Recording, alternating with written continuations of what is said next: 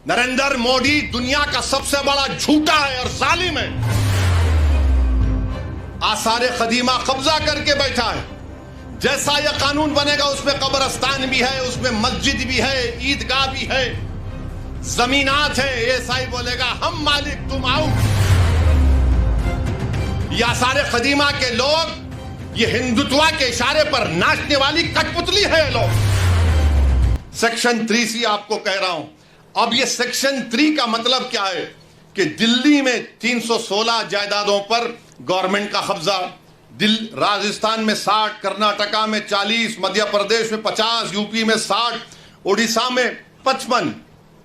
और सच्चर कमेटी में कहा गया कि दिल्ली के जो 123 जायदादें जो हुकूमत नहीं दी मुसलमानों को, 2007 में सच्चर कमेटी में कहा गया कि उसकी कीमत 7,000 करोड़ थी।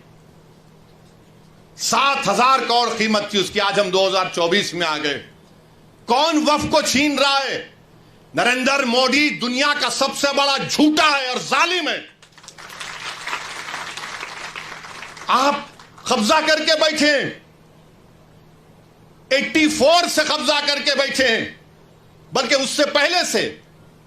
और 7,000 करोड़ की जायदाद, यानी कलेक्टर साहब जैसा कानून बनेगा, कलेक्टर साहब बोल देंगे नो नथिंग डूइंग।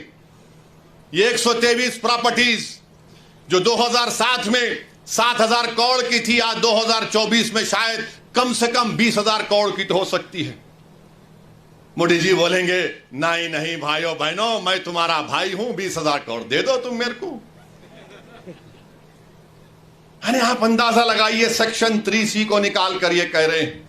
और फिर आप ये भी जानते हैं कि जब कलेक्टर बैठेगा आर्कियोलॉजिकल सर्वे ऑफ इंडिया आसारे कदीमा में, दिल्ली में 172 प्रॉपर्टीज पर आसारे कदीमा कब्जा करके बैठा है।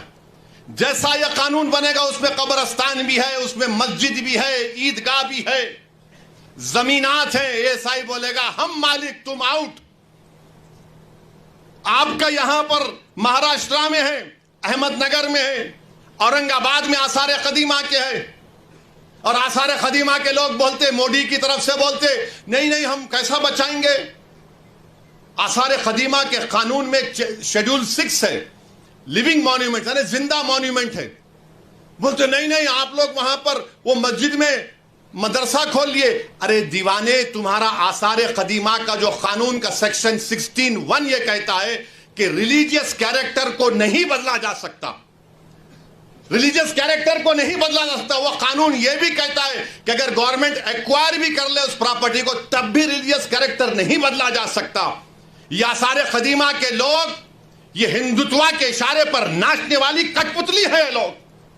दौलताबाद किले की मस्जिद को क्या किए थे, बोलूं मुंह खोल के? अभी मैं आजादी मिलने के 1 साल के बाद क्या नाम रख दिया तुमने उस जगह का?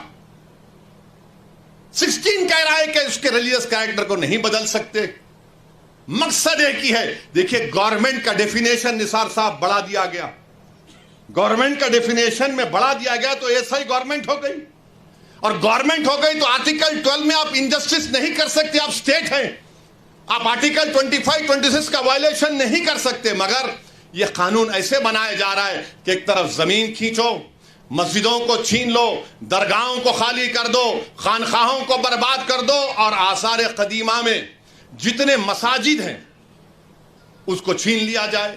और रिलीजियस कैरेक्टर मस्जिद है तो मस्जिद में मदरसा है। नहीं, आप वहां वजू खाना बना लिए तो मैं कहां जाके वजू करके आऊंगा? मस्जिद है ना, नमाज हो रही है। तो इनका मकसद यही है कि एएसआई के कानून को, एएसआई के जरिए से ये तमाम जायदादें हमसे छीन ली जाए। एएसआई के कानून को सेक्शन 5, सेक्शन 6, सेक्शन 8 आप पढ़िए, आपको मालूम हो